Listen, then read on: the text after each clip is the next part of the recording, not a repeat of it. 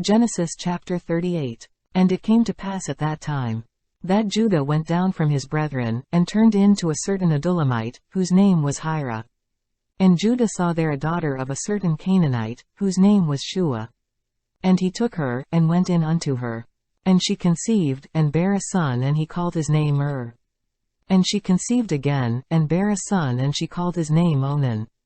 And she yet again conceived, and bare a son, and called his name Shelah, and he was at Chezib when she bare him. And Judah took a wife for his firstborn, whose name was Tamar. And Judah's firstborn, was wicked in the sight of the Lord. And the Lord slew him. And Judah said unto Onan, Go in unto thy brother's wife, and marry her. And raise up seed to thy brother.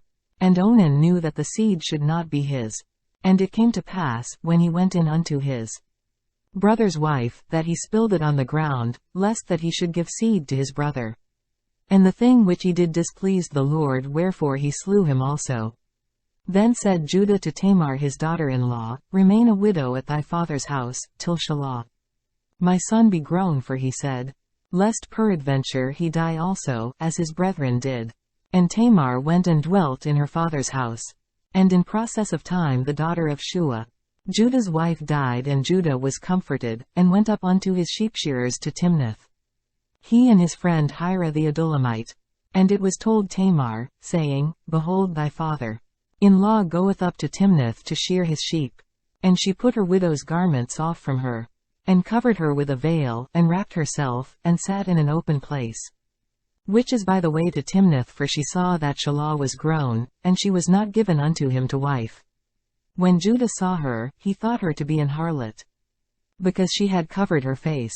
And he turned unto her by the way, and said, Go to, I pray thee, let me come in unto thee, for he knew not that she was his daughter-in-law. And she said, What wilt thou give me, that thou mayest come in unto me? And he said, I will send thee a kid from the flock. And she said, Wilt thou give me a pledge, till thou send it? And he said, What pledge shall I give thee? And she said, Thy signet, and thy bracelets, and thy staff that is in thine hand. And he gave it her, and came in unto her, and she conceived by him. And she arose, and went away, and laid by her veil from her, and put on the garments of her widowhood. And Judah sent the kid by the hand of his friend, the Adullamite, to receive his pledge from the woman's hand, but he found her not. Then he asked the men of that place, saying, Where is the harlot, that was openly by the wayside? And they said, There was no harlot in this place. And he returned to Judah, and said, I cannot find her. And also the men of the place said, that there was no harlot in this place. And he returned to Judah, and said, I cannot find her.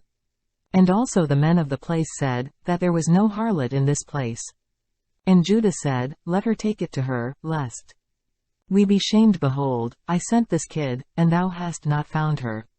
And it came to pass about 3 months after that, it was told Judah, saying, Tamar thy daughter-in-law hath played the harlot, and also, behold, she is with child by whoredom. And Judah said, Bring her forth, and let her be burnt. When she was brought forth, she sent to her father-in-law, saying, By the man, whose these are, am I with child? And she said, Discern, I pray thee, whose are these, the signet, and bracelets, and staff.